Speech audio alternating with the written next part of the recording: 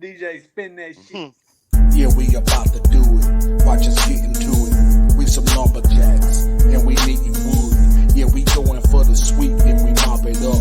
We put it all on the block, and then we chop it up, chop it up, chop it up, chop it up, chop it up, chop it up, chop it up, chop it up, chop it up, chop it up.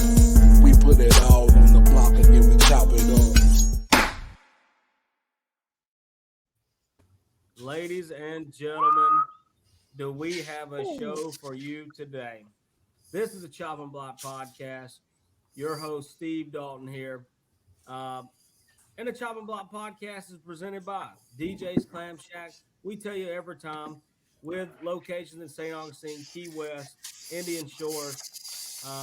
But also this broadcast is brought to you by Pedialyte and more of that soup that we talked about in our NFL show. Trying to get over this cold, but let's cut to it because somebody has got some explaining to do. I'm going to throw it really quickly to KD himself. Let's hear about that ass whipping viewed by 8.8 million fans around the world. Well, quite simply, that's what it was. I hate to say it. What I watched Saturday was just a continuation of the last 2 years of Alabama football, with the exception of having a Heisman-winning quarterback on your team. That's what we would have looked like last year or the year before without our guys in there. Jalen Milroe, I'm not going to place all the blame on him. He threw a couple terrible picks. A lot of blame goes on the coaching staff, especially offensive the coordinator, Tommy Rees. I thought the game plan was just horrible. We've seen what Jalen Milroe did well during the game. He throws a beautiful deep ball accurately, and he runs. I seen one designed quarterback run the entire game, and a bunch of short intermediate passes that I wasn't, sure that he could hit. He looked a lot better against the scrub team we played in game one than the Texas, of course. And it's just it hurts my heart to say this, but I mean, the Alabama football dynasty is dead right now. We're not a good football team. I mean, we're a top 15 football team. That's not good enough. I mean, that's just not good enough. And I was kind of, I guess a good word for it was goaded into believing that we were getting back to dominating on the line of scrimmage and running the football. And we got our ass kicked for 60 minutes on both lines of scrimmage, and it didn't look particularly fair. So I don't know what's going on with Alabama's strength and conditioning. We had a couple young guys starting on the line, which is fair, but I just didn't see any explosive playmakers on at the wide receiver spot again. I mean, we got a couple fast guys, but I don't know that any of them's really explosive. Running game, I think we did a good job of running the ball in the first half until Texas figured out that that's all we were going to be able to do consistently, and then they stopped that, and we ended up averaging 3-point-something yards a carry, and just wasn't good. And we've got I guess the good news is we're 0-0 in the SEC. Everything's still in front of Alabama. They're gonna have to improve on a lot of stuff to get past. Even though Texas A&M lost, they're going to have to improve on a lot of stuff to get past Texas A&M on the road and LSU. And, the upper echelon of the SEC West is going to be brutal this year. But I did read today. I don't know how much truth is this, but I did see today that it's very possible we could see another quarterback in this next game against South Florida. And it's going to be the Buchner kid from Notre Dame. I don't know if he'll get the start, but I think he's going to get a good amount of playing time. And, we'll see how it goes, man. But, what can I say? Hats off to Texas Longhorns. They came to play. Sark out-coached our entire coaching staff, made them all look silly. And that was a good win for Texas and Alabama. Let me ask you a question. What do you think is the main contributor? To the state, the team, not just Well, what happened Saturday, and but the state of the team. I've thought about that, over the course of the last couple years, and seemingly this year as well. One, I don't think we have an elite coaching staff anymore. I think Saban as a head guy can still get it done with the best of them, but I look at our coordinators and I see a bunch of guys that I don't know how many other teams in the country want them on the team coaching, and Wow. also, I'm a firm believer. I don't care if Nick Saban win another ball game for the next 5 years. I think he deserves to be able to retire any way he chooses at Alabama.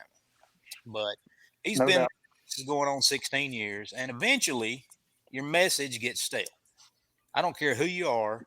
The best coaches that have ever coached this game, they all took a decline. I don't know. I'm not, trying to bring any shock jock value into this, but eventually, everything's going to have to be reevaluated. So, and I just not used to seeing in Nick Saban's tenure our offensive and defensive lines just get dominated. I mean, we got 0 sacks that game. We had maybe 5 or 6 quarterback hurries, and that was it. I mean, we cannot get to the quarterback, and I don't know why. I mean, if you look at our recruiting, I mean, we've got studs everywhere, and so that leads me, development is not where it should be.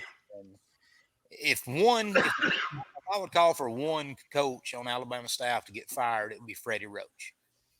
And he's an Alabama guy. He's an all SEC linebacker, played at Alabama. But our defensive line, since he has taken that position over, it's terrible, and it's not getting any better. Wow. Were you gonna say something, Jared? I got a lot to say on this one.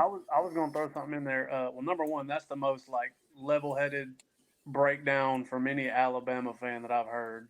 That's the most accurate one I've heard. And but my only question is, what is the main cause for throughout Saban's tenure, we've never seen them so penalized. So what do you think is making them? I don't know. I mean, we had 9 penalties for 90 yards. That's just insane. But again, that's just a continuation of all the other big games Alabama's been in the last 2 years. So I don't really know. I mean, and it's a discipline thing. I don't want to blame it on NIL or the transfer portal and not being able to discipline kids correctly, because you don't see Texas getting that many penalties. You don't see Kirby Smart's teams getting that many penalties. So I can't blame it on that if all these other teams that are in the top 5 every year don't have the same issue. I just don't know. Well, go ahead, Jared. I was going to say it seems to me like it's almost like it's an attitude problem. And it's not that there's bad attitudes. It's just the Alabama attitude is not there anymore. I don't know if y'all saw the same play. That number 32 for Alabama, I mean, he got pushed 15 yards after the play into the middle of the pile, and nobody said a word. Yeah, man, if that would have been Reuben Foster or somebody out there, he would have stabbed somebody. Yeah, literally. Exactly. There's no fire. I don't see it. Dallas Turner was supposed to be that guy this year and have that dog and that fire. And if you told me that he was injured the whole game and didn't even play, I believe you. I never saw it. And that's another thing. When Scott Cochran left Alabama, I did not think that would be a big loss. But the more since he's left, the dog in our team has left. You're right. There's no.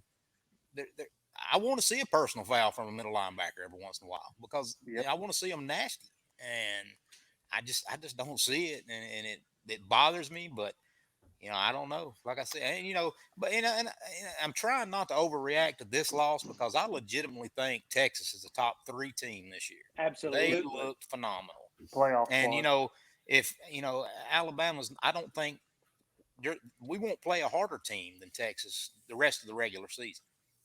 So, we'll see. We'll see how the season shapes up. But I don't want to get off the Jalen Milroe train. I still like some of the things I've seen from him. And I got off the Jalen Hurts train way early. And he turned out to be a superstar. But but the game plan has to address the good parts of what Jalen can do, and none of what I seen Saturday did. Just one more thing on this game. It's really interesting to hear you talk about this game the way that you are, because when you look at the score, it was a 10-point game. Yeah. You know, And, if you had a bunch of penalties, that many penalties, and you know you had yeah, below pars and and quarterback play, you only yeah, lost by 10. yeah, I think and people you know, should be a little scared. well, you know, Alabama had its chances to go up. You know, we had a couple TDs called back. Jalen Milroe threw a TD to the other team. You know, and it was a what I think we had the lead pretty late in the fourth quarter, and then you know Texas just kind of started to manhandle us a little bit. We couldn't stop anything. So, you know, last thing I want to address too is Nick Saban again. Like I said, I absolutely believe, not just because I'm an Alabama fan, he is the GOAT of all of college coaches. No doubt. But after the game, I heard him say this terrible word that I just don't like. I think he said anxiety again. These players are having anxiety. You know, what are you having anxiety about? I mean, that's an excuse to me. You're paid to play college football. You know, just go out there and play. You know, stop using. I just can't picture 2010 Nick Saban talking about anxiety in his players. Yeah, I think these coaches sometimes use Well, poor word choice. yeah, now I'm getting a little fired up too because it's like so I just became a granddaddy a year ago, and let me tell you something. Being a granddad, that changes your whole mentality.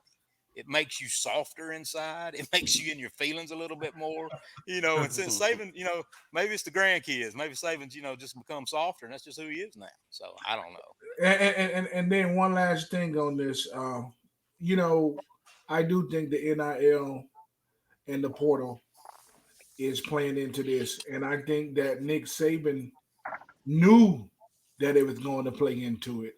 Oh You know, yeah, when it first came out, he had a lot to say about the portal, but he's kind of softened it because you don't want to turn off a no, whole recruiting channel as the portal is. right. So I do believe that some of his propaganda against that, because to the kids it sounds like you don't want me to make money.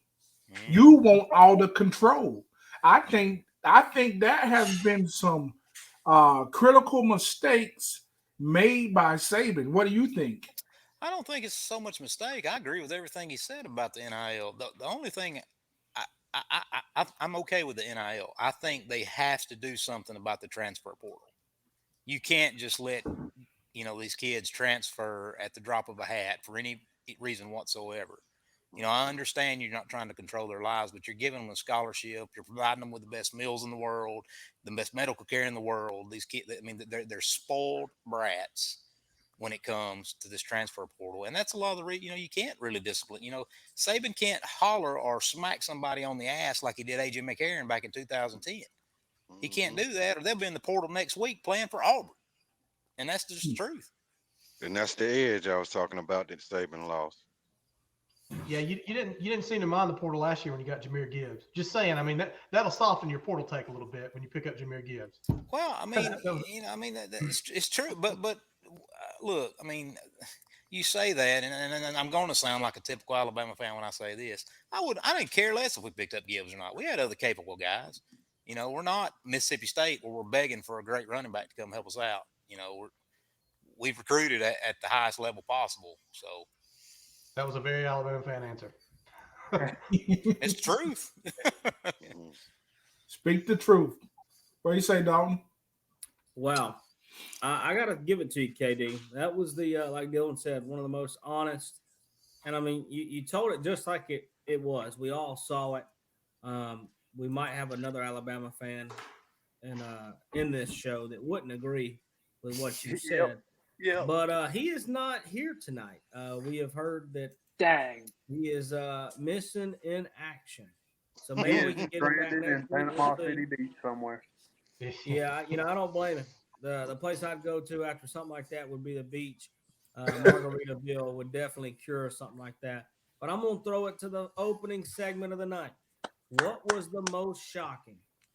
A Texas victory in Tuscaloosa, a North Carolina-Utah letdown that almost caused a defeat, Miami's blowout victory of A&M, or another Colorado victory? I'm going to start with Jared Cole at the top. All right. Finally. look, it's real easy here. It's the Texas win over Bama, but it's probably not for the reasons that you absolutely think off the rip. Look, Quinn Ewers looked like a Heisman winning quarterback. The cat sat back there like he was strolling through the park, not worried at all, not one time. And as far as I know, he didn't get sacked not one time.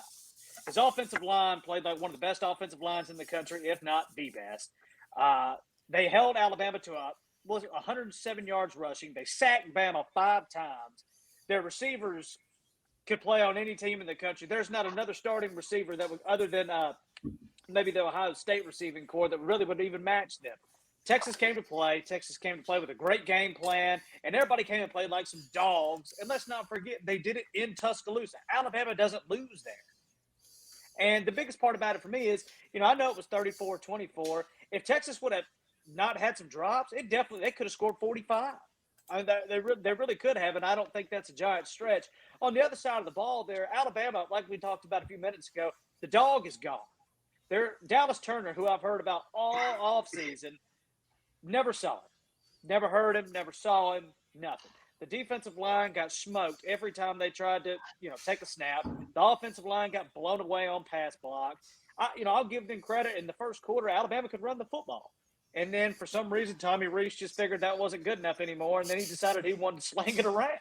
And that was not Jalen Milroe's strong suit. We saw Jalen Milroe. When he rolled out, he was a guaranteed 10 yards every time. But when his offensive line did give him some time, he left the pocket too early. So, I think he freaked out a little bit in times when he really didn't need to. And there were a few balls where I thought the receivers were open for a touchdown, got a step or two on the DBs, and he just underthrew the football. So Texas is back. I don't think that's a hard word to say anymore. Texas is back, and they should be able to roll through the rest of their schedule. If Quinn Ewers keeps playing like this, man, just give him the high. It's really that plain and simple. Yep. Craig, what you got? Man, I would like to go with the obvious answer of the Texas Alabama, but I'm gonna go with the Jimbo Fisher experiment at Texas A&M. Brother, I said it last week and nobody heard me because I did not pick A&M to win that game. I picked Miami. I didn't figure it'd be a butt whooping. That's a bad situation going on down there. Petrino, it's backing up bad, man. It'd be different if they didn't pay that dude. I forgot what his salary was, but it was a lot. They got the biggest NIL war chest in the country. All that oil money out there. They got real nice facilities now. There is absolutely no excuse for that team to get blown out by Miami on the road, ever. None, zero, and look bad doing it. Offense looked bad. Everything looked bad. That was just a bad loss. How bad has the SEC looked in the first 2 weeks out of conference? God, not good, man. Not good. Not good. That's been a little burning. I hate to say, and it's too early to call it. You don't want to call it that soon that the SEC's done with their dominance because, let's just face it, they're still dominant. But we'll have to see how the rest of the season pans out. But man, they look pretty flat at the beginning. But that's my that Jimbo Fisher seat's getting hot and hot and hot and hot. He's in Texas. He's gonna have some rib cooked if we don't take it easy. Coach Price, what do you got for me? I totally agree. Jimbo Fisher. It's awful. He's got to go, man. It's awful. Miami is a mediocre team. They're not elite ACC. But what Jimbo is proving to me is you can pay for elite talent, but you can't develop it. You got the kids on the team, but you can't develop it. And the recruits that you got on that team could have been developed at Georgia, Alabama, Clemson, or Auburn better than what they're being developed there as in Texas, right now, the Jimbo and the rest of that dumb squad. I can't stand him. I think he's just a little prick. He just run his mouth too much. He's confident all the time, but it never pans out. He wants to blame somebody else for everything. You tell me right now when has Jimbo actually stepped up in a press conference and took the blame? It's always something. Oh, we need to tackle better. Or we just need to get guys that can catch the ball. Or we need to get a quarterback that can look downfield. How about no, dude? Why don't you start developing the players that you recruit or the players that you're paying for? You got some of the best in the country. That class that you signed with all them 5 stars, unheard of. Unheard of. It's definitely to me it was Texas, Miami. That's why Jimbo moved to Texas. It's the big. I mean, it's the only state that can hold his huge ego. You know, I mean, he brings in Bobby Petrino, which is a known great play caller, and it still looks like the same Jimbo offense. It's almost like he's still overruling things. And look, Miami is decent. Texas A&M is loaded on defense, and I mean loaded with 5-star talent. And they give up 48 points to Miami. Dump truck. It's for me. It's definitely Texas A&M losing that bad to Miami. Taliban dimes, baby. Yeah, Wrap right. us up, Well, I was gonna go Miami with the blowout win over A&M, but I think everybody's done did it. So I'll go out on a limb, do a quick one with Colorado. I don't, shout out Buff there. Let's go. Hey. Had to break that childhood toy out. But I think we all expected Colorado to win this week. In their who they just beat. Nebraska. Yeah, we all expected that. Yeah, exactly. But I think it's just impressive that they're going to continue this on. Like, I think their preseason win total was 3.5, and we're talking about a team that's probably going to win 8 games. Like, It's real. impressive. They're about to be 3-0 come Saturday. They're real. Yep. I think the tell-all with Colorado, and we'll speak on this more next week. We expect them to win against Colorado State on ESPN on Saturday night, but let's be honest. We're waiting for next week. It's USC. And if they somehow beat USC, the cards are on the tables. I mean, let's be honest. It will be That the game's top going to be in the 40s. every week, and they will enter the top 10. There's no doubt about it. And rightfully so. But segment 2 here. All right, this is going to be a fun one. Best argument wins. And we're going to group them up here. So Barry and Jared, you're going to go. Dylan, Coach Price, you're going to go. KD and Craig in an Auburn versus Alabama matchup. Everybody will participate in round 1. Chopping block. And the question is, who should be more worried about their quarterback situation? Alabama, Go ahead, Jared. or Georgia? Jared, you go first. Real quick. Well, I mean, let's be honest. Tennessee and Georgia really haven't played anybody yet. So I mean, it's tough. It's tough for us to sit here and say, "Oh, well, they don't perform in big games." Joe Milton, you kind of know what you maybe know what you got, and Carson Beck hasn't looked that crisp yet.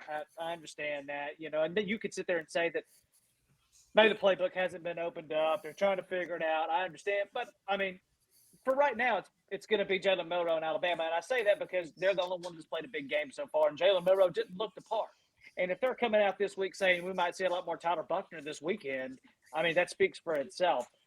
And just for the simple fact, Alabama's not going to face a lot of bad defenses from here on out. LSU's got, I mean, their DBs aren't great, but their front seven's ridiculous. And they're going to have to go to Texas A&M, who, I mean, up until Saturday, I thought had a fantastic defense. So they're going to face a lot of really good front sevens that if their offensive line doesn't get any better, then their quarterback's going to have a rough situation. So I'm going to have to go Alabama. It's just for the simple fact, we haven't really seen a lot out of Carson Beck. We haven't seen a lot out of Joe Milton. They haven't played anybody yet. So I'm going to go with Alabama, Jalen Milroe, just for that fact. You gotta ask yourself the question: who has the greatest expectations? Okay, and also who has more to work with? Who has the better team? I think that I also agree that it has to be Milroe, because Alabama has expectations out of the galaxy, but at the same time, Georgia, they got everything. Nobody's worried about Beck. They feel like they've seen Bennett, who to me is, he's what he is. Just don't mess it up. You'll be fine because you got 5 stars. You got the best in every position. I think you don't worry about Tennessee because Tennessee, the expectations are low. And plus, I think that Milton is he's on the ascend. I think he's ascending. I think he's a lot better than everybody gives him. He's my new Jalen Hurts. I think a lot of people are sleeping on him, but I think the kid can really play football. So I'm not worried about him. So it has the only answer that you can really give is Miro, but that's because Alabama is Alabama. All right. Both good arguments. Craig, or let's see, JP and Dylan. Go ahead. Get it, Coach. Well, I could say Alabama, but that's too easy under the circumstances. But to me, it actually is Milton in Tennessee, because the one thing we know about Milton in Tennessee is he ain't never faced anybody.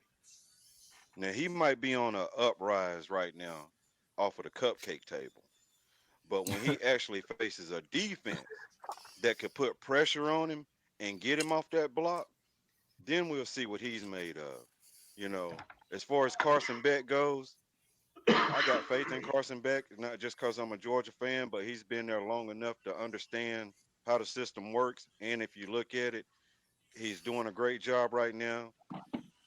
His passing yards are decent, but even when he came in the ball game last year and he was doing even the mop-up duty, a lot of the other teams still had their starters in, but Carson Beck scored on at least one drive in every ball game that he played in.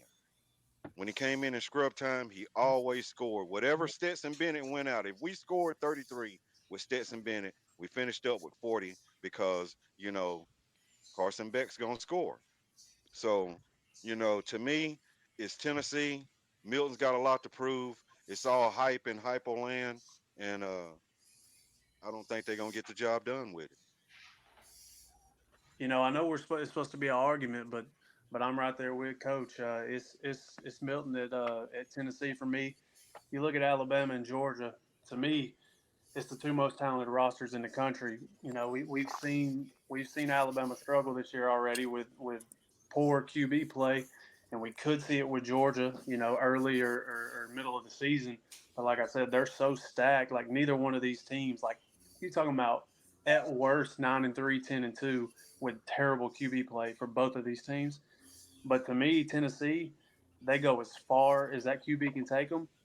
And that bullshit gimmick offense that everybody's big on with Heupel, I'm not big on it. I think Milton's going to struggle a lot, and I think they're looking at a 7-5, 8-4 season. Oh, I'll take that Wow. bet. Hot take. All right. KD and Craig, it's the old Iron Bowl argument. Let's hear it. Go ahead.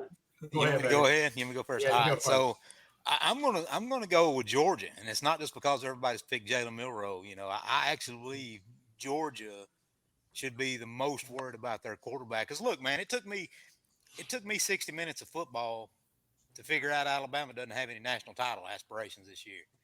Georgia is going for a three-peat. You know, they have aspirations to win a national title. You can't win a national title without a great quarterback. So for me, it's Georgia. They need Carson Beck to be a great quarterback to get that three-peat that's never been done before. Well, let me ask you a question real quick. So, are you saying that Stetson Bennett is great? He great. He was a played great solid great. quarterback. He was He a played winning great. quarterback. he was. He's I mean, you know, AJ McCarron, he won 2 national titles while at Alabama. He wasn't an all-star or an NFL MVP or anything like that, but you know, Bennett did what I don't, when I say great, I am not really talking about stats in college. I'm talking about doing what needs to be done in the big games to get your team a win. I don't care if it's by 1 or by 40. Yeah, I got to disagree with that one. I think Georgia is so stacked. I'm gonna, you know, he's in the phase of just don't mess it up. Just don't mess it up, man. Yeah, it's ball control, it's defense. I mean, here's a stat everybody understands: if they don't score, we don't lose. I'm going with Joe Milton because I lived in Nashville for 20 years. And you want to talk about unrealistic expectations? Tennessee fans are the worst. I mean, the absolute worst. And they got hype with that dude throwing the ball 100 yards, and they had last year. They had that kind of. I'm not saying it was a fluky win against Alabama, but it was in Knoxville. You know, it's kind of like Jordan Hare. There's some crazy things that happen. And we you only know, had in 17 Knoxville. penalties that game. Yeah, a lot of penalties in that game for sure. And I'm not taking anything away, but I mean, he's got a lot to prove. He's unproven. I'm with Coach on that one. He's untested. It's a real good to have a game plan when somebody punches you in the mouth. And then you get to see how you respond. And there's a lot of defenses in the SEC, no matter if we're having it down here or not, that'll punch him right in the mouth. Okay, so let me ask. Okay, so I got to come back to this. Everybody is saying that Georgia and Alabama is stacked. Okay, and and when you came into the year, you thought either Georgia or Alabama was going to win the national championship. So why are we putting Tennessee in the mix? I'm not putting Tennessee in the mix. What I'm saying then, if you don't put them in a mix, how is Milton? Why should they be worried? He's still got to play. I mean, because I'm not putting him in the mix because I'm an Auburn fan. I'm realistic. I'm not a Tennessee fan. The rabid ass fan base has already got him in the mix. I can promise you that they ain't going to be happy just winning 8 games this year or 9 games. I'm telling you that fan base is they're pretty. And God bless them. It's been a long time for them. That's true. I said it on another one of these. They are proud. They are proud, you know, but you have to have realistic expectations. And I hate Tennessee.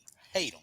But it's kind of cool to see them back decent again, you know. I mean, it's just like old SEC football's back, and I don't want to knock Georgia at all, but I mean, somebody in that East Division has to give Georgia some kind of competition eventually. You know, Tennessee, baby, mark it now. It'll be Florida.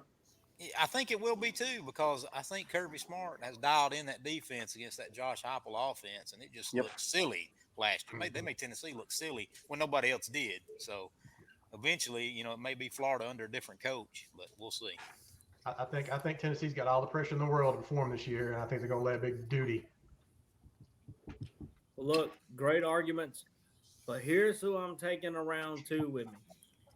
I know you guys went up against each other, but I'm bringing the Iron Bowl to round 2 with me. And I'm also going to bring Jared Cole with me. I want to see what you guys got for this round. Hot or cold take. Texas was good on offense, but Alabama was just plain bad on defense. Answer hot or cold, and why? Go ahead, Jared. Hey, man, that's a cold ass take. That really is. You got to give respect where respect's due. Texas came in and did it, but absolutely whatever they wanted to do. I understand that, you know, you could say whatever about Alabama, but you got to give credit to the winner, because if you do win, you should have won. And Texas came in with a game plan of hitting them in the mouth on the offensive line, hitting them in the mouth on the defensive line, and they just flat out executed that. They knew their receivers were going to be better than the DBs they were playing, and they took advantage. Quinn Ewers came in, played like the Heisman contender that he is.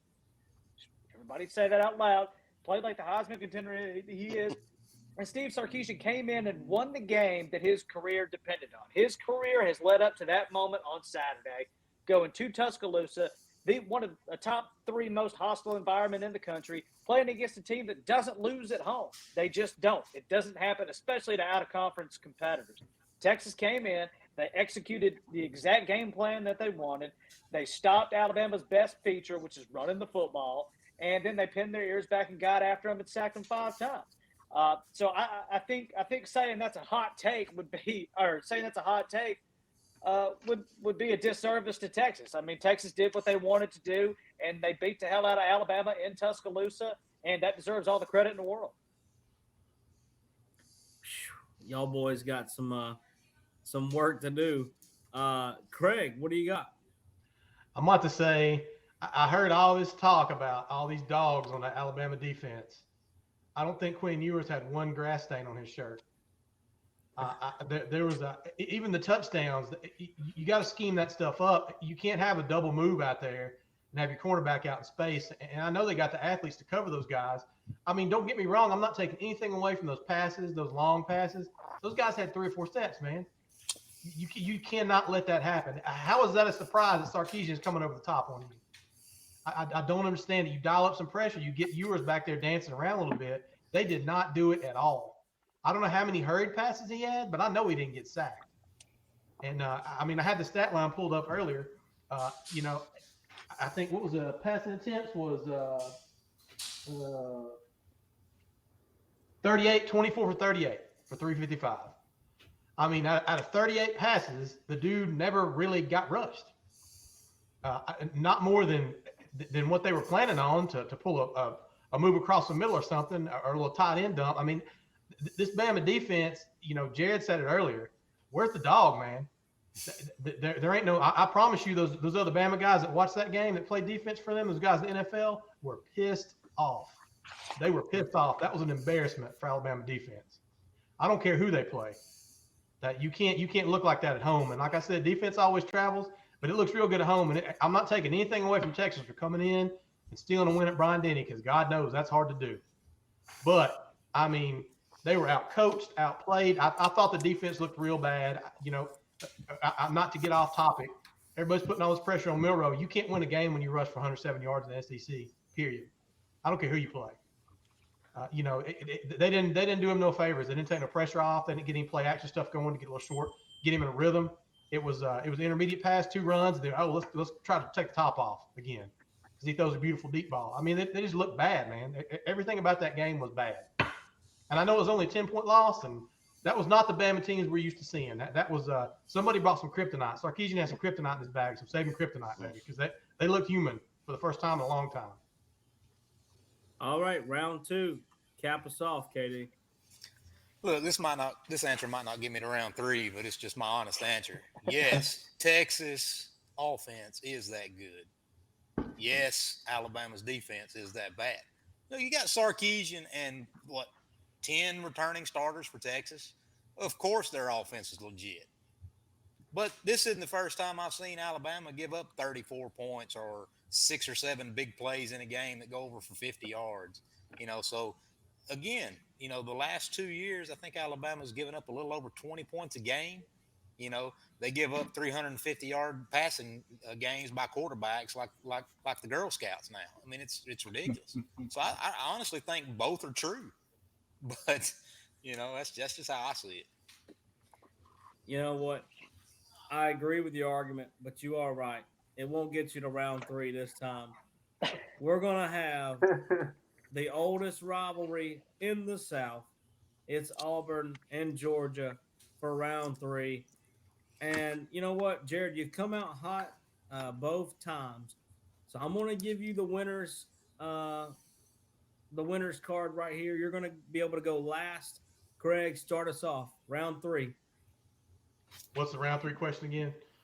Round 3 is, who is the most impressive quarterback? Quinn Ewers, Shedeur Sanders, Michael Penix Jr., or Caleb Williams, and why? It's got to be Shedeur Sanders, right? I mean, that kid came from HBCU school. Nobody expected him to be doing this in Division I like this FBS competition. I mean, I know he hadn't played great competition yet, but he's carving them up, man. I mean, he's carving them up, and look at the pressure that kid's under. I think that's something we overlook, and everybody talks about NIL and this, that, and the other. Not only is your dad the coach, your dad's a cocky coach, and I like that. Don't get me wrong. And he's got some of that. Shadeur's got some of that dog in him. Don't you think he don't? Did you see where the Colorado State coach is already talking trash about, you know, where I'm from, men take their glasses off and the hats off when they shake hands. Why are you giving Dion bullet board material? He don't need it. He's his own bullet board material, right? I mean, he just makes something up on you. You don't have to give that. But my vote goes for Shedeur, man. I'm real excited to see what that kid can do. And you know, I'm not quite ready to get on the Heisman train yet. He does have some stats, you know, so far. Again, we'll see as the season wears on. But just the pressure he's under and just the national microscope that kid's faced. When you go to Alabama as Jalen Milroe, you expect it. You're going to be competing for a championship. The microscope's going to be on you. If you complete passes, you're going to have fans threatening your life. That's how that works. Nobody expected Colorado to do this, except for who was in that room. And just the pressure that kid's under and the way he's been performing has impressed the hell out of me. and cool as a cucumber. I might add, he is. Yes. Let's be honest. It almost seems like sometimes he's in the pocket, and the rush is all around him. He ain't moving. I mean, he's just like I've never seen. I mean, honestly, the only way you could be that cool is if your dad was Deion Sanders. I just Yep. don't know another way to put it. The dude is ice cold, and I'm very excited to hear you pick that. Jared, you got the winner's card. You're going last in the championship round. What do you got? Man, I feel like Eminem at 8 Mile right now. Look, man, I gave the nod to Quinn Ewers during the Alabama game, which he played absolutely freaking phenomenal. I mean, the guy threw for over 300 yards against Bama. Nobody does that. But the answer is Shedeur Sanders, man. Look, this guy for 3 weeks has proved me wrong, and as far as I know, everybody in the country wrong. I took the under on them for 3.5 wins, and I'm about to be under the damn table next week. Because they're about to win again this weekend. And he said it good a second ago, man, the pressure that this kid is under is immense. I mean, you're going to be College game day this week. 3 years ago, if you would have told somebody in the next 5 years that Colorado was going to be the game day of the week, I would have laughed at you. Absolutely laughed at you. But this cat has come in and thrown for over 900 freaking yards. He does it with sometimes kids you've never even heard of. And let's be honest, he's done it with kids that he's played with for less than 8 months. I mean, the whole team's been put together overnight, and somehow they come out and do it. He looks relaxed in the pocket. He gets the ball out, and I know he's got a great offensive coordinator. I get that. But this kid worked with Tom Brady all summer, and it shows. The only critique you could have against him is maybe he holds the ball too long. But, I mean, hell, in the Pac-12, dude, you could probably hold the ball for 15 minutes. They don't play defense out there anyway. So who gives a crap? I mean, this kid will be over 1,000 yards in the first half of next game, going to play Colorado State. The whole team is behind him. I mean, he's got Travis Hunter on the outside. He's got a Horn on the outside. His running back, I think, runs for 400 yards a freaking game. He's got everybody around him, and his coach is freaking Deion.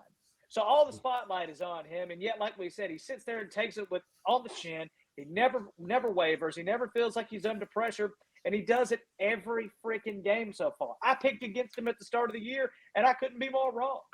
Shedeur Sanders is right now the most impressive guy I've seen under the circumstances that he's in. They won 1 game last year, and they've more than doubled that in week 3.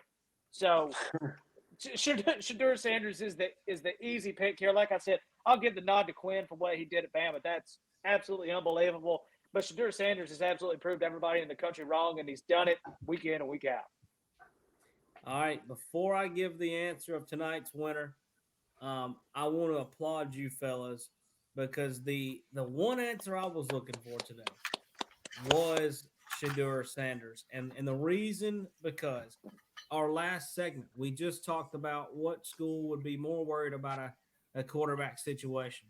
Let's be honest. If Shedeur Sanders was at any of those 3 schools, it would be on front page news, even more so than what we're seeing now. He would be a full-blown Heisman Trophy winner before we got to October, and that's the reality of it.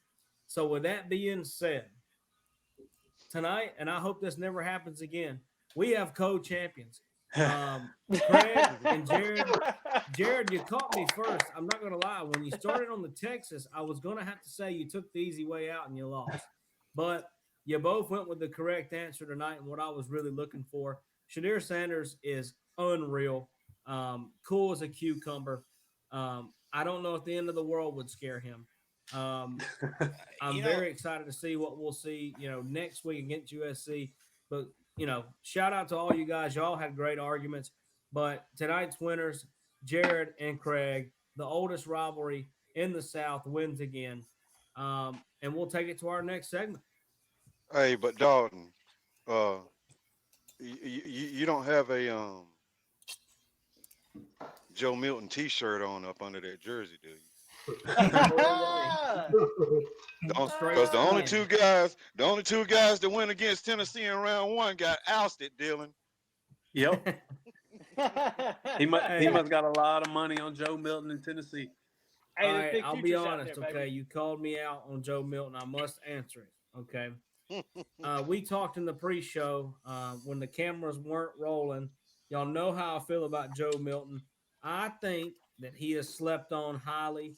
I even think Barry thinks that as well. We saw what he did to Clemson last year at the end of the year. You can say what you want about Clemson, but he annihilated them in a bowl game, neutral site. I'm going to say my stock is somewhat high on Jalen Milton, Milton. But that's not why you fellas lost tonight. I just think that I don't know. They said something a little bit different, and maybe it's because both of y'all went against Tennessee. I don't know, but maybe you'll win next week. Segment 3, Coach, you're gonna have all the time right here. I'm gonna start with you first. Put on the headset. The floor is open.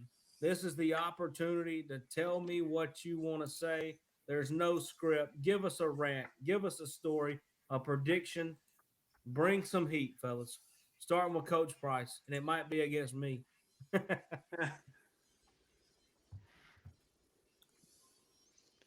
Well, I really don't have much of a rant, man. I'm just gonna be honest with you. Alabama and LSU, y'all relax. Just relax. It's early. You really got nothing to worry about. You got a few problems with your quarterback play in Alabama, but that's all right. Y'all got something that you can, work with and build around. All you're gonna do is just change up your scheme. But I wouldn't worry about. And as far as an LSU fan, I wouldn't be so caught up in it either. Y'all played an out of conference team who's a darn good team. Hands down, whether you like it or not, Florida State is a legit football team. So LSU, Alabama, y'all calm down. Neither one of y'all got nothing to worry about until November the 4th, and that's when y'all play each other. And I see right then and there that the winner of that game will be the ones that'll be playing Georgia in the SEC championship and still got a Yep. chance to make it into the playoffs if you happen to beat Georgia. So really to me it's not much of a rant. I understand how you can, get all caught up into it because it's your favorite team. Nobody wants to see their team lose. Nobody wants to see their team lose a big game. Nobody wants to see their team lose out of conference. But LSU, Alabama, y'all played legitimate teams. You didn't go out there and lay an egg on some scrub. Texas is for real. Florida State is for real. Don't be worried.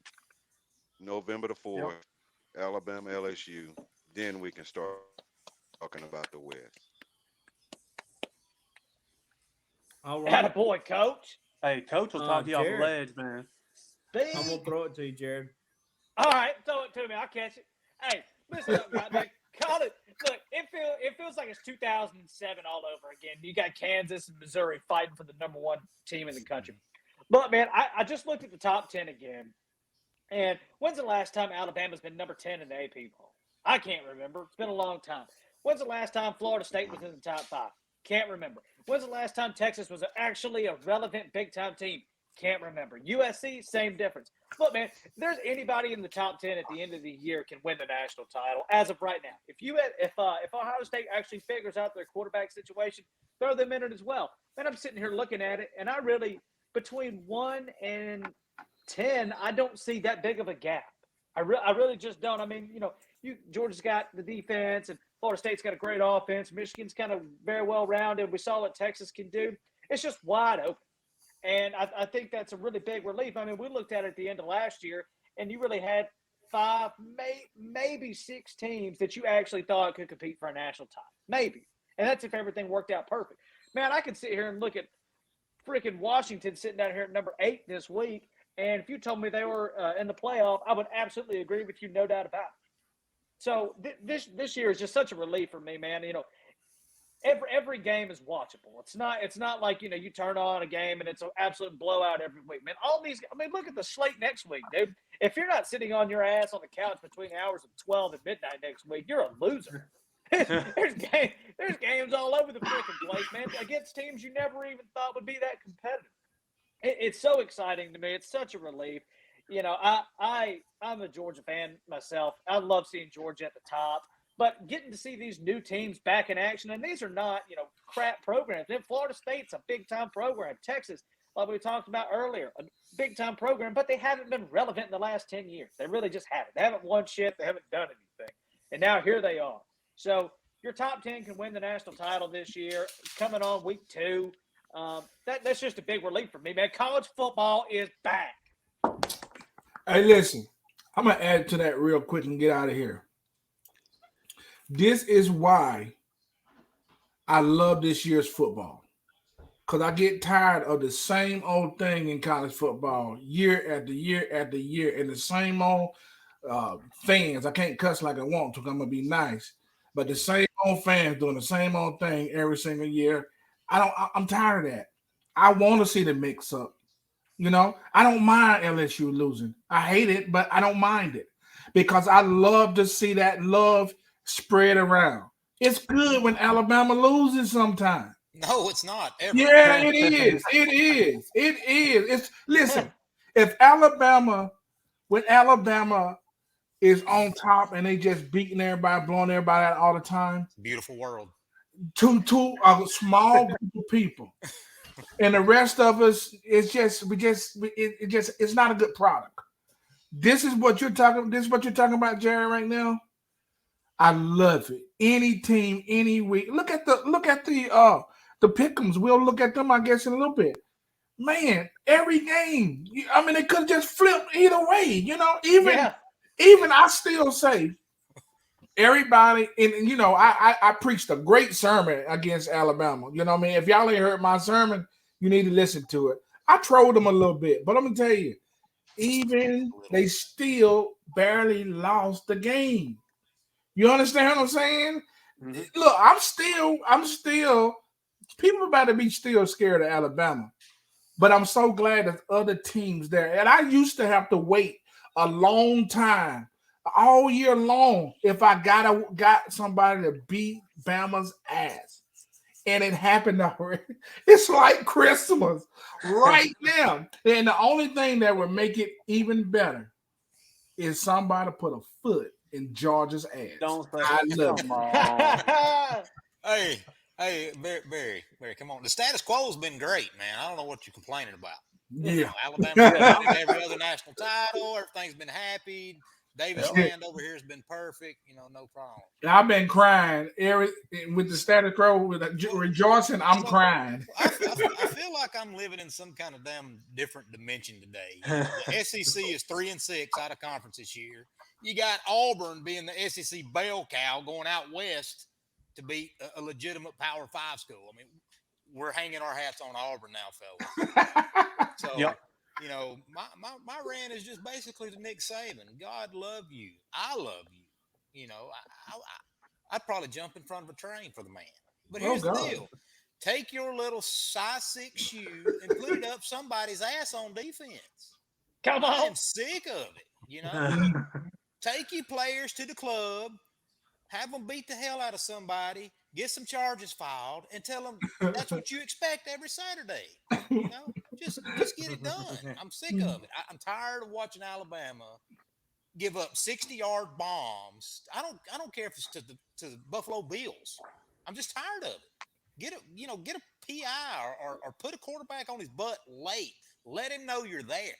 Something.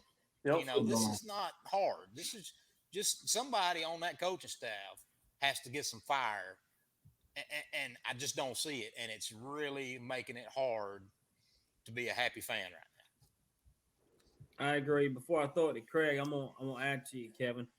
I'll be honest; they need a big dummy like Forrest Gump on that team because they don't have anybody. You know, maybe it's almost like they need somebody without a brain that can just. You know, I don't know if y'all remember Festus from WWE, but they'd ring the bell and he would just go nuts. You know, like they need somebody like that. They got to hit a bell and just have a crazy person on defense.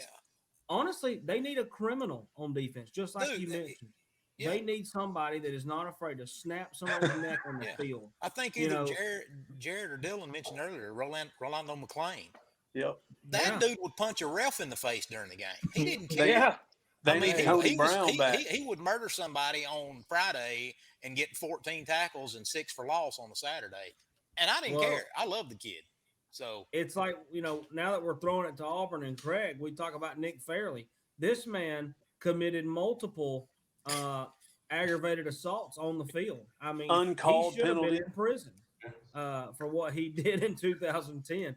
He killed Aaron Murray. Yep. Killed him. I don't know how he's alive. It's almost as worse as when Aaron Murray was blindsided at Alabama in the SEC championship game. Aaron Murray has to have CTE. There's no doubt about it, and it's from those boys in Alabama. But you're right. They don't have anybody like that, KD. None of them were called. Got them cartilage. That's right. You are right. He got that ass beat for nothing. And you know what, man? Depending on how Alabama finishes this year, it can be even worse next year. It's a leadership issue. And I'm sorry, I understand that Saban is. I consider him the GOAT too. I think he's a fantastic leader. I think he's passionate about what he does.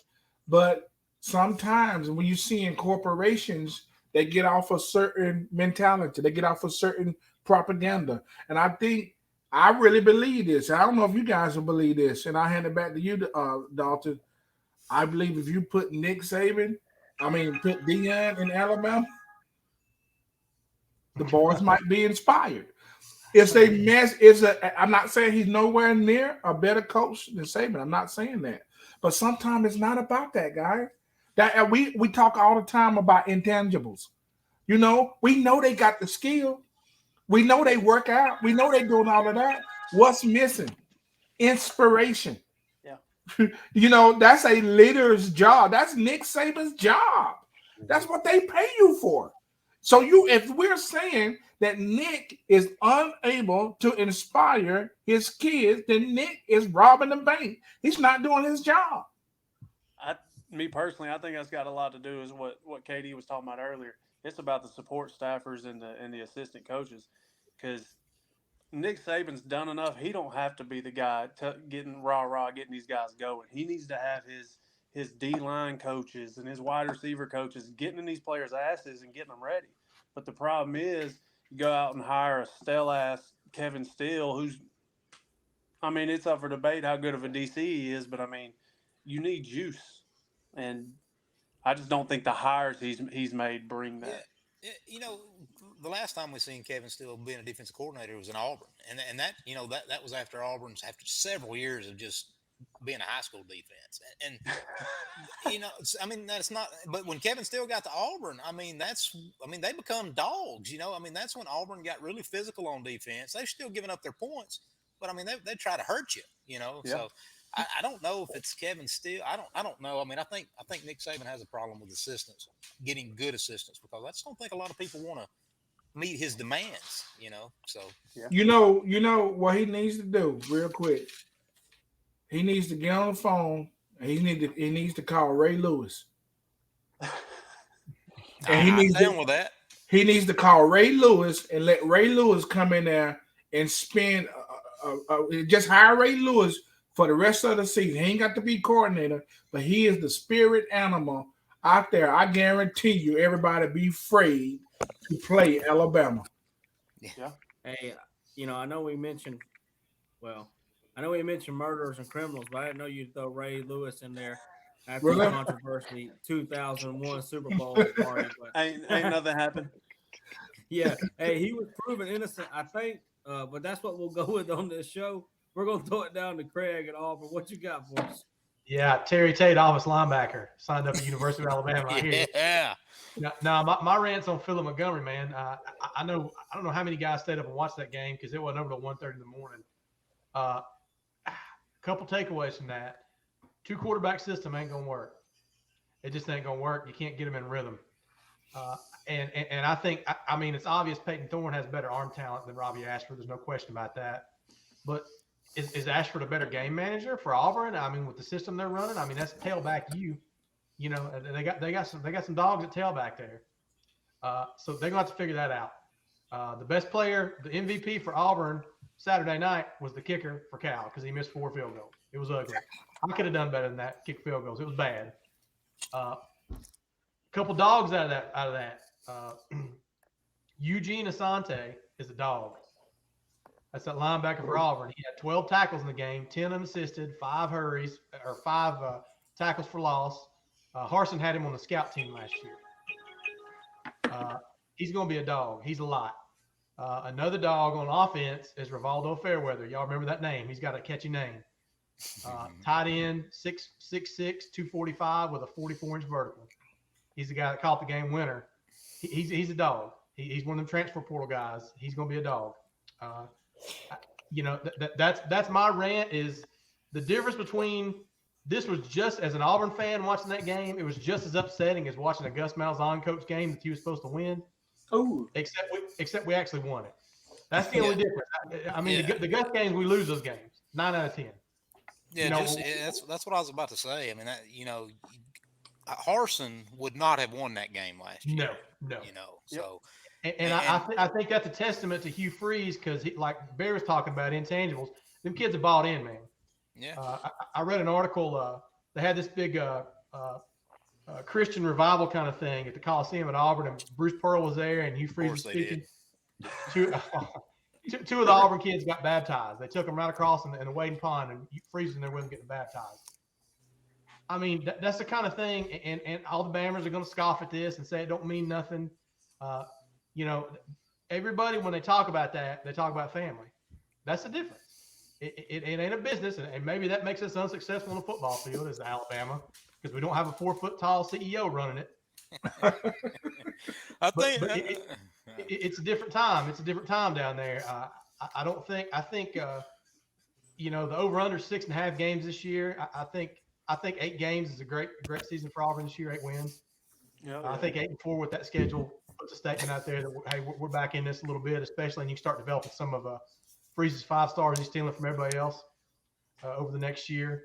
I think this is the first time this is as excited as I've been about Auburn football in recent memory in over a decade since Gus Malzahn's first year when they went and played the national championship game, which I went to. You were talking about Jimbo Fisher. I hate that son of a bitch too. Excuse my French, because he was the head coach, and I was at that game. I went to see him in the Rose Bowl when they got beat on that last. Shout out to Jamias Winston too for being good enough to overcome Jimbo Fisher. Yeah, good enough to overcome Jimbo Fisher. A lot of sketchy calls in that game too, but it is what it is. Auburn. I mean, Barry, to your testament, the only game they lost that year was LSU. And then lost to UCSU. So I'm excited because this is the first time. The big problem that any head coach at Auburn has not figured out is getting the boosters in line, and there's a lot of money down there. And this is the first time in my memory, especially since NIL and all this other stuff came out, that the boosters and the NIL war chest, they're all on the same page. So I'm not calling watch out, we're going to win the national championship the next couple of years. I'm just saying watch out because it ain't no fun to come to Jordan-Hare either. That's kind of right. That's true. So, it's going to be fun to watch. I'm excited about this year. I think we sneak up on one of the 3 big ones this year. I think we beat a team we're not supposed to beat, one of the 3. And we'll see from there. And, the last one's a Jordan-Hare, just saying. Man, I love to hear such a nice, calm, cool, collected fan. I like y'all Auburn folks. I like y'all. It must be something to do with them Tigers. It's them Tigers. That's what it's them Tigers. Them Tigers. Well, we've been talking about dogs all night, so let's throw it to a dog. Oh, time for me to go to sleep. Let's hear the rant. And it's funny you say that because my rant's about them dogs. Look, Jared and Barry, y'all was talking about parity in college football. And there's some merit to it. I get it. A lot of these SEC's looking bad right now. A lot of these other teams are showing out. But if y'all want parity, y'all gonna have to wait till next year because Georgia's about to stomp through this schedule. While I'm ranting about my dogs, I'm also telling the fans to relax. We got a lot of Georgia fans already on Mike Bobo, already on Carson Beck. Why do we have slow starts to this game? Look. Georgia is a banged-up team right now. Our best running back, Dejon Edwards, has not played, missed most of fall camp. We're having to put a wide receiver at running back who is hella nice at running back, but still, that's the situation we're in at running back. Our best wide receiver, who missed most of fall camp, who still hadn't played, Lad McConkey, still out. Our best overall defender, in my opinion, and best linebacker, Smile Munden, is limited. He's played under 15 snaps both games. So we're a very banged up ball club right now who's going to take some time, but by the end of the year, we're going to be clicking if we can stay healthy. And on Carson Beck, people got to realize he has started 2 games in his career. He's going into his 3rd start ever. Yeah, we And know he sucks. Yeah, we'll see. We'll see. Look, he's thrown for 290 against who? Yeah, the school of the blind. I get that. But this guy's going to improve. He's one of those. Look, Kirby's talked about it. He said he is the smartest, most intelligent quarterback he's ever been around. The way he breaks down film, the way he goes about the game. I think we may see some struggles early, but I think by the end of the season, you're going to see a Carson Beck who's, throwing for 75+%, over 300 yards, like killing it every game. Yeah. And that goes into my poem of the week, because that run starts. Welcome back. That long run that we're gonna have this year starts this week with South Carolina and my hatred for Shane Beamer. All right, y'all ready for it? Yep. Georgia would beat South Carolina even if all they did was walk. But Shane Beamer is like AM radio. He's all talk. We about to be proud of these boys in Athens. Gonna smack them. All talk. Let's go. Let's Sometimes go. we miss Dylan and his poems because he's cutting trees or calling under houses like last night. But that's what we look for every week. I hope to have a poem of the week from Dylan Brooks, and that was a good one.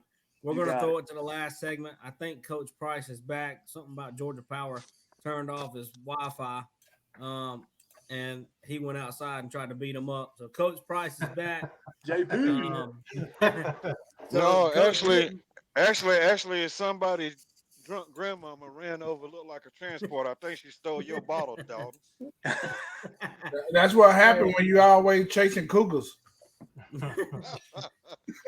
Hey, well, you didn't miss anything. You were the first to go in that round. So now we're in the final stage. And this is the college football pick'em.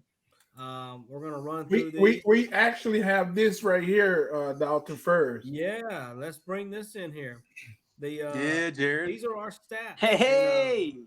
The picks did go in today to finalize this upcoming week. So I hope you fellas got it, because if you didn't pick them, you're going to be at the bottom of this list next week. But as we see, Dylan and Jared, 2 dogs at the Dogs top. on top. And honestly, I'm going to give myself a shout out real quick, because at 20 wins right there out of 31, if I'd have went with my heart, I would have been at 22. So I'm kind of disappointed. Somehow TJ Tony has got 21 with all that smack he talks. And I think he found out a way to change half of his picks halfway through the night, because I don't believe it. I want to recall Coach Price coming in at 20 wins as well as me. KD at 21, 1 away. And I'll be honest, we know what that one game was. And I'll be honest, if I'd have went with my heart or my head instead of my heart, I'd be at 21 or 22. If I KD wanted to wasn't a pick Bama Texas. fan, he'd be at 21 or 22.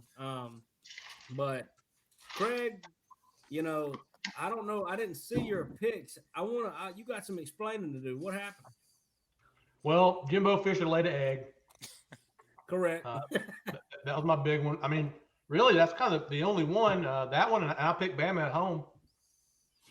Just how hard it is to win in Bryant-Denny. I figured, that ain't going to happen again. Well, it's the damn NFL games that make it so tough to pick. Because That's right. The NFL threw us for a loop, all of us. Boy, I picked the damn Giants. Oh, wow. Yeah, I didn't see Cincinnati getting curb stomped either by the Browns. No, didn't see that one. Hey, man. Yeah, and then Barry, you got some explaining to do at the bottom down there. Hey, man. Do we even got to talk about that? It's just one week. Okay, I'm gonna pick up just like I started out in life.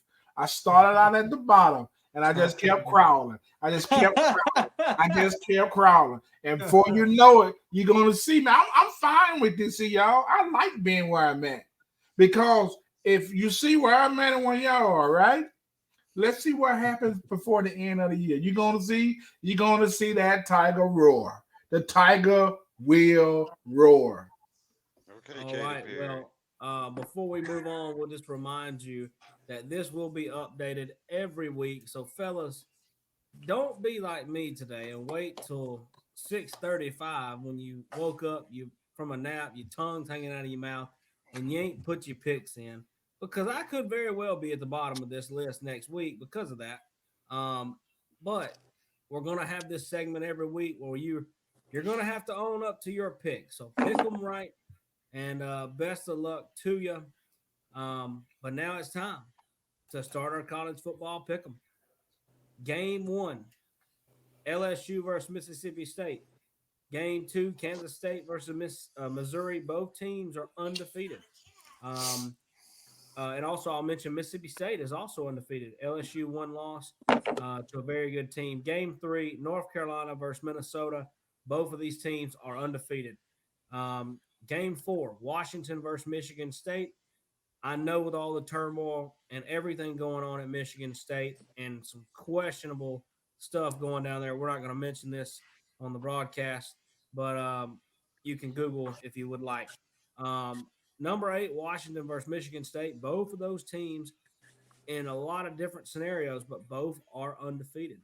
And then to me, this could be the game of the week. Tennessee versus Florida for a lot of many different reasons. A lot of people are saying, are Tennessee worth the 11th, rank in the country? Florida with a horrendous showing in week one out in west coast of Utah. But I don't think Florida's that bad. I think we'll see some improvement. That's why it's this week's game of the week. For me, I'll run down real quick for you. I've got LSU beating Mississippi State. Um, I have Missouri shocking Kansas State. Um, I like what I saw from Missouri, and I just don't know about Kansas State. I'll say this: if Bill Schneider was coaching this team at 87 years old, I would pick Kansas State. But I think he's in a retirement facility at this moment, so he's not going to be there. Um, North Carolina, I got them winning. I know they struggled last week. It seems like they always struggle against those kind of opponents in Appalachian State. North Carolina beats Minnesota. And this is a tough one.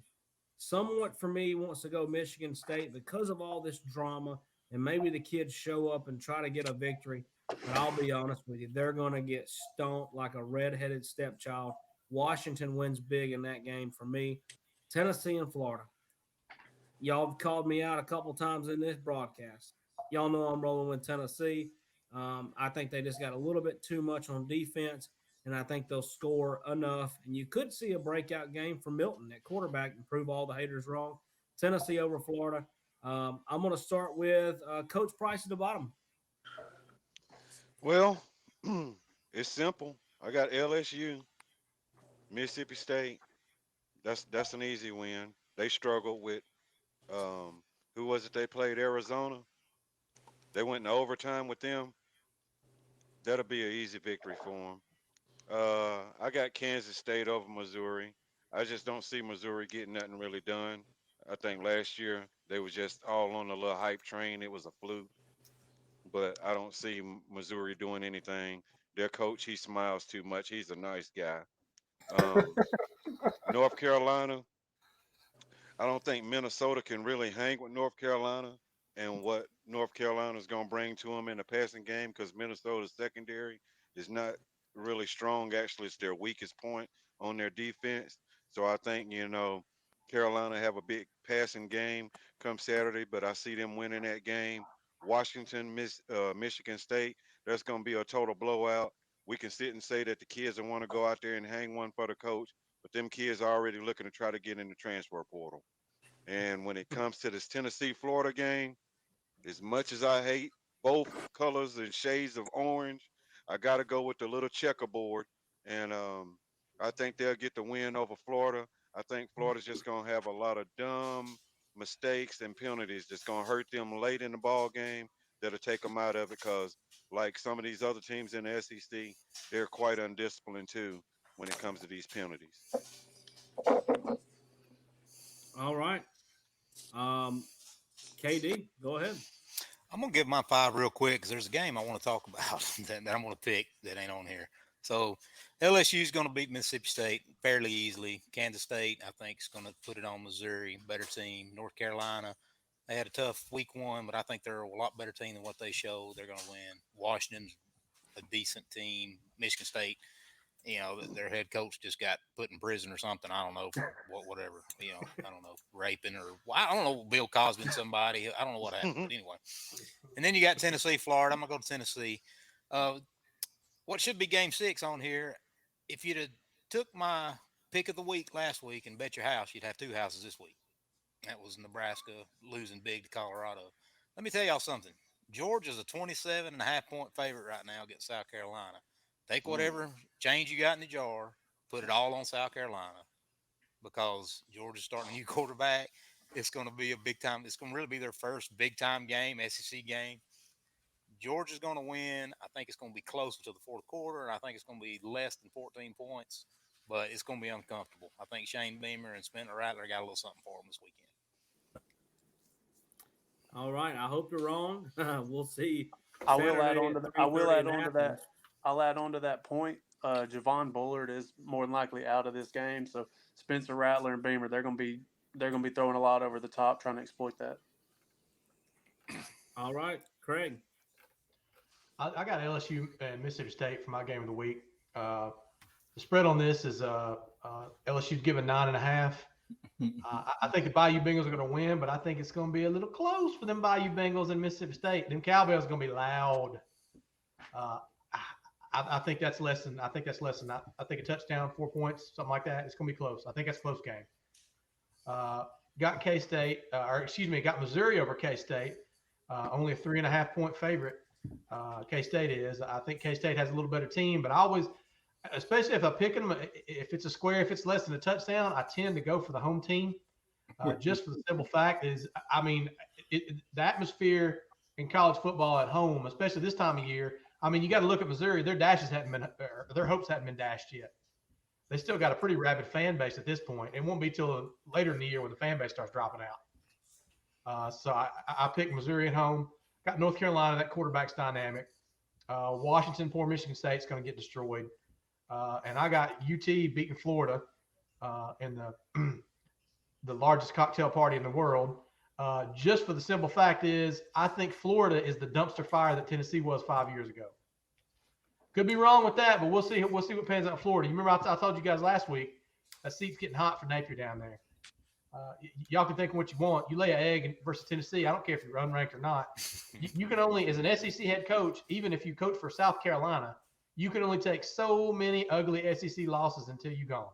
Period. That's because you get paid a lot of money to be competitive in them games. And I don't think that was going to be competitive.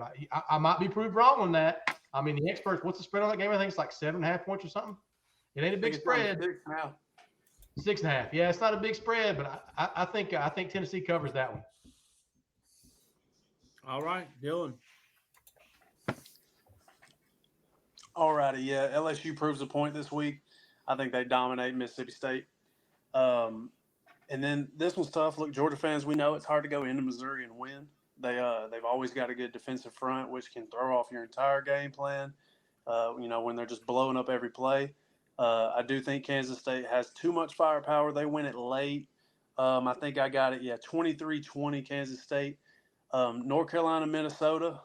As much as I want to row the boat right here, in a shootout game like this, I normally go with the better quarterback. That's Drake May. North Carolina's going to win that game. Yeah, I think we're all on it. Washington, Penix is going to throw for 450 like he does every game, and they're probably going to win that game by 30, 35. Tennessee, Florida, all y'all are wrong. Look, the games in the SEC are won in the trenches. Florida's better on both sides of the ball when it comes to the offensive and defensive line play. This is Milton's first true road test, and I know they've been bad lately, but that Swamp is going to be bumping. It's going to be a tough place to play. Y'all know the kickoff time? 7. Yeah, it's going to be a night game in the Swamp. It's going to be bumping. That's going to be a tough place to play. And then another thing I have on Florida, and this is coming from a Georgia fan who I think we have outstanding linebackers. I think Florida has the best 1-2 punch at the inside linebacker position. They have the best linebacker in Shamar James, and then Scooby Williams right beside him. They're going to shut down. Look, the key to shutting down Tennessee, I know they're a passing team, but I think in the last three or 4 years, however long under Heupel, they haven't won a game when they're under, it's like 120 yards rushing. So the key to stopping them is shutting down their run. I think Florida's going to do that. They're going to win a close game, 24-19 in the Swamp. No, you're wrong. You might have made me change my mind on that game, Jill. It sound real good. All them stats and all that extra information. Go look at the top of that list. Then come back to me. Go Milton. Go Milton. I'm looking for Milton to have a breakout game and put the foot in that crap. And then I'm going to go with Washington. Yep, because obvious reasons. Yeah. North Carolina. I'm going with Missouri. With that few points, Craig, you took it out of my mouth, man. Go with the home team. They're going to get scrappy. I believe they'll get it done. And this game right here, I'm kind of like Kevin said earlier. I want to pick Mississippi State, but I'm going to go with my heart. I know he was talking about picking Texas, but look, it's not that 9 points on the road with a streaky LSU team. I don't know, man. We're just going to have to see. I'm kind of worried about that game. I'm worried about all of them here. But I'm gonna take LSU, but yeah, something might be brewing. You know what? All of y'all had great points, and I think this week is another, especially these 5 games. They're hard to pick from. Some of them, I know some of y'all are sold on certain things, and that is what it is. But hey, another great show, and I can't wait for next week as we have the arrival of USC in Colorado. We've talked about it all year to start the year, and every week it's got increasingly more hype to it. So next week's show, This Week in College Football, will be solely centered around USC and Colorado in a big matchup out west. That's our game of the week for next week. But for This Week in College Football, this has been our show. Beast Kane, Dylan, Coach Price, the Gump of the Year, and Craig from Auburn. Y'all guys put on a great show. This has been the Chop and Block podcast presented by DJ's Clam Shack in St. Augustine, Florida. And let's be honest, tomorrow, if I'm not feeling any better, I got to go back to work, and I will get some DJ's Clam Shack clam chowder for lunch, try to get me back to normal. But if I'm not back to normal, Saturday is for the boys and college football, and that's what will get me back to normal. So that's been This Week in College Football. We appreciate you joining us. Yeah, we about to do it. Watch us get into it. We some lumberjacks, and we